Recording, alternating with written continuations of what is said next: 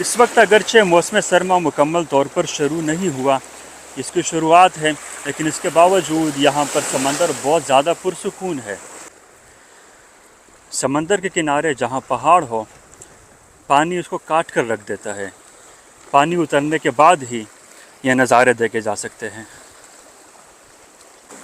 करीब ही पहाड़ देख सकते हैं।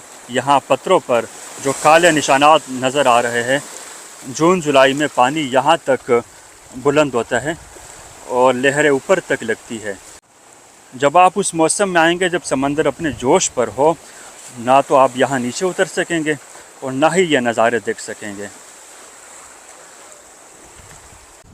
अस्सलाम वालेकुम दोस्तों, एक तवील सफ़र तय करने के बाद बिलाखिर हम अपनी मंजिल पर पहुँच गए। ये है बिट कोड़ी। मेरे कब में तहद निगाह समंदर का नीला पानी दिखाई दे रहा है। बहुत दूर समंदर के बीच एक पहाड़ भी नज़र आ रहा है। यह है चरना आइलैंड। बिट कोड़ी माहीगीरों की बस्ती है। मुबारक विलेज के करीब वाक़ है। इस जानिब मुबारक विलेज है। यहाँ बिट कोड़ी की महदूद सी आबादी है। मज़ीद आप इस तरफ आगे बढ़ेंगे, मंजार गोड है। मंजार गोड के पास सुनहरा बीच के पास हब नदी समंदर में शामिल होती है। हब नदी आप क्रॉस करेंगे तो उस तरफ बलूचिस्तान है। बहुत दूर हब पावर प्लांट भी दिखाई दे रहे हैं। ये बलूचिस्तान में वाक़ है। बिट कोड़ी एक खूबसूरत साहिल है। हम इस वीलॉग में यहाँ की खूबसूरती एक्सप्लोर करेंगे। चलिए हमारे साथ। हम उतरते हैं नीचे समंदर की जानिब। यहाँ पानी इंतहाई साफ़ है। पानी में पत्थर भी वाज़ेह दिखाई देते हैं। यह है बिट कोड़ी का खूबसूरत और साफ़ सुथरा साहिल। इस वक्त समंदर पुरसुकून दिखाई दे रहा है। अगर आप जून जुलाई अगस्त में यहाँ आएंगे तो बहुत बुलंद लहरें दिखाई देंगी। आप करीब ही पहाड़ देख सकते हैं। यहाँ पत्थरों पर जो काले निशानात नज़र आ रहे हैं, जून जुलाई में पानी यहाँ तक बुलंद होता है और लहरें ऊपर तक लगती है। लेकिन इस वक्त पानी उतर चुका है। किनारे पर बहुत मध्यम सी लहरें नज़र आ रही है।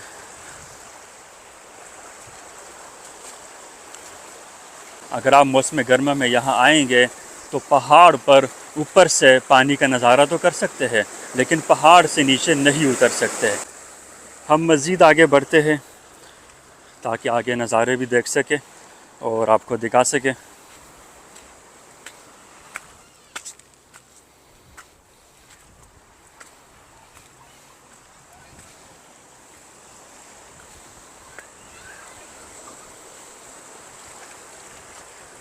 वाह जी वाह।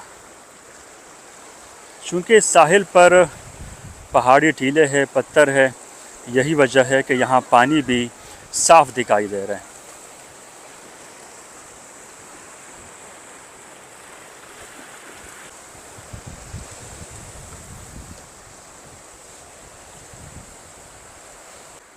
समंदर के किनारे जहाँ पहाड़ हो, पानी उसको काट कर रख देता है। पानी उतरने के बाद ही यह नज़ारे देखे जा सकते हैं। बिट कोड़ी के इस मकाम से चरना आइलैंड बिल्कुल वाज़ेह और साफ़ दिखाई दे रहा है। ये इसके बिल्कुल सामने वाक़ है। जिस तरह ये एक छोटा सा पहाड़ हमें दूर से दिखाई दे रहा है, ये छोटा नहीं है। अगर आप इसके करीब जाएंगे तो ये बहुत बड़ा पहाड़ है। हमारे दोस्त सईदुल्लाह भाई, इनके चप्पल यहाँ टूट गए। चूँकि एक तो रेत है, फिर पहाड़ी एरिया भी है, पत्थर है और साथ में पानी भी है, जिसकी वजह से इनके चप्पल तो ज़ाया हो गए। लेकिन उन्होंने एक जुगाड़ से काम लेते हुए अपने लिए चप्पलें बना ली। नोकीले पत्थर पड़े हुए हैं तो चुभ रहे हैं ना वो पैरों में। गर्म भी है, इस वक्त धूप बहुत तेज़ हो गई है। वो गर्मी तो चलो बर्दाश्त कर लेंगे, लेकिन जो नीचे से वो उसके जो नोकदार है ना वो पत्थर, तो चुभ रहे हैं, वो तकलीफ ज़्यादा हो रही है। तो ये नज़ारा है, मैंने बोला चलो किसी न किसी हद तक तो कुछ ना कुछ तो मुझे सहूलत मिल जाएगी, तो इसलिए जुगाड़ लगाया, देखो कहाँ तक चलता है।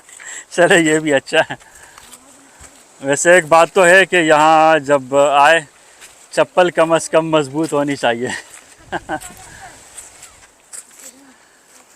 इस मकाम पर एक छोटी सी मस्जिद है और कदरे बेहतर हालत में है। साथ ही कुछ रूम बने हुए हैं, लेकिन इसकी छतें इस वक्त गायब है, बस दीवारें नज़र आ रही है। अरे भाई, अरे आप यहाँ लेटे हुए हैं, हम समझ रहे थे कि आप वहीं होंगे। हमने कहाँ जाना है, उधर ही है। आप ये आपने सही जगह देख ली। मतलब अच्छी जगह मिल गई। हाँ, नवाज शरीफ का खताब सुन रहा हूँ मैं। अच्छा, रात रह गया था। क्या कहने जी। ये वैसे ठीक है, मैं यही देख रहा था कि यहाँ सायादार जगह नज़र नहीं आ रही थी, जो करीब कमरे है उसकी छतें भी गायब है।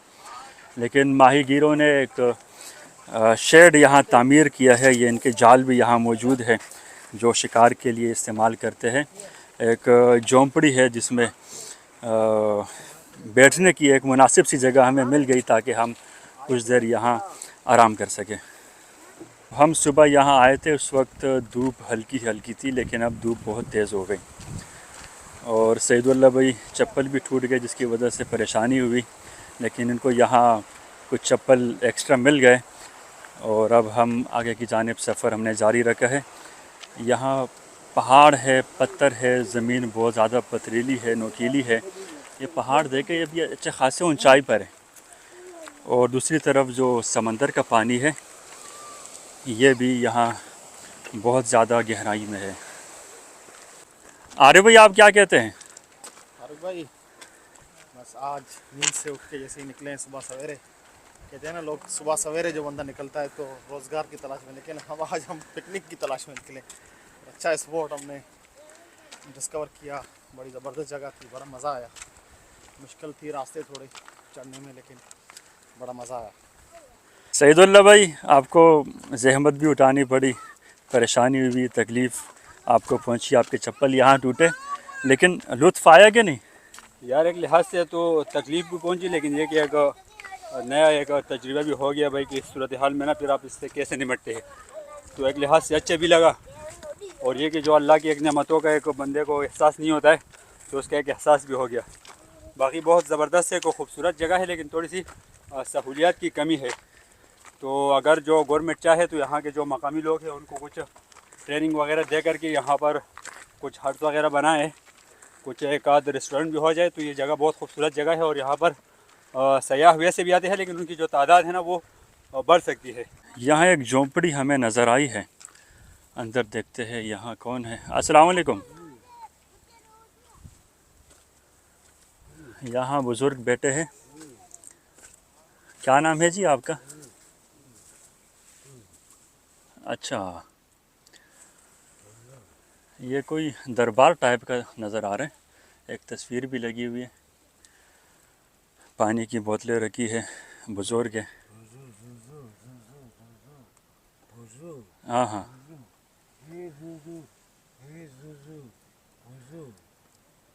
अच्छा खासी इन्होंने तस्बीह पहन रखी है।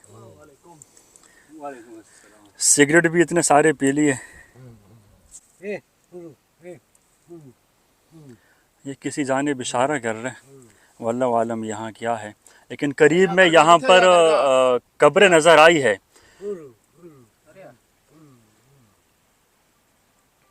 ठीक है, शुक्रिया। वल्लाहु आलम ये क्या चीज़ है, समझ से बाहर है। ये तो कब्र भी नहीं है, पत्थरों के ऊपर ही इन्होंने कुछ डिज़ाइन से बना रखे हैं। यहाँ पर समंदर से जो सीपियाँ निकाली गई है वो भी रखी गई है।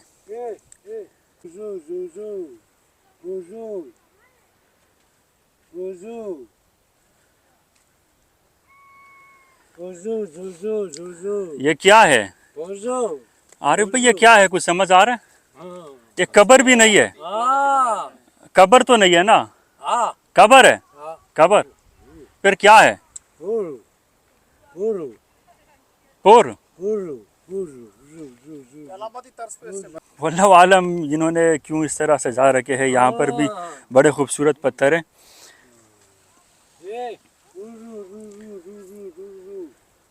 यहाँ से यहाँ तक आपका इलाका है, आपकी जगह है। सही सही सही, ये बॉर्डर है। ठीक है, ठीक हो गया, ठीक हो गया।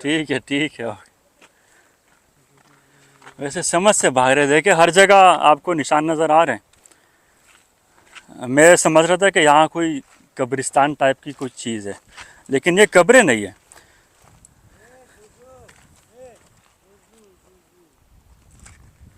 इस पर पत्थर रखे गए हैं, साथ में एक तख्ती लगी है, हज़रत हॉल, इसी तर्ज का कोई जुमला नज़र आ रहा है, वल्लाहु आलम क्या नाम लिखा हुआ है। पत्थर यहाँ रखे हैं और ये एक दरवाज़ा भी यहाँ चौड़ा है और आगे भी कुछ पत्थर रखे हुए हैं, कुछ बड़े पत्थर, उसके साथ फिर छोटे पत्थर, सीपियाँ भी यहाँ रखी गई है, लेकिन समझ से बाहर है कि ये है क्या। ये मकामी लड़के, इनसे बात कर लेते हैं कि ये क्या कहते हैं कि आखिर ये क्या बना हुआ है।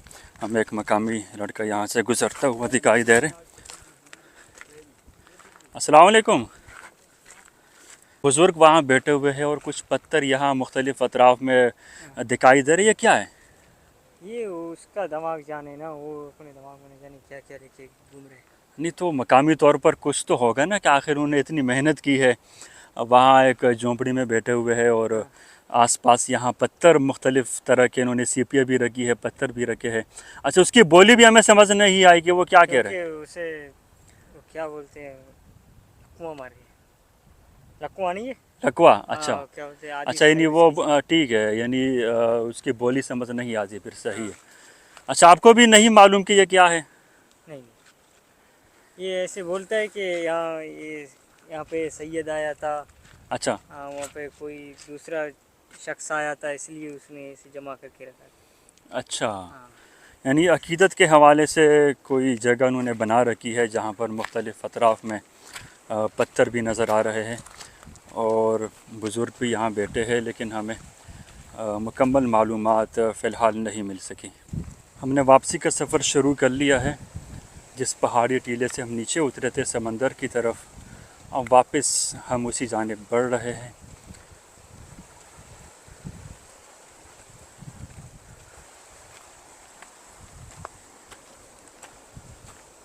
बिलाखिर हम उस पॉइंट पर आ गए जहाँ से हम बिट कोड़ी की तरफ नीचे उतरे थे।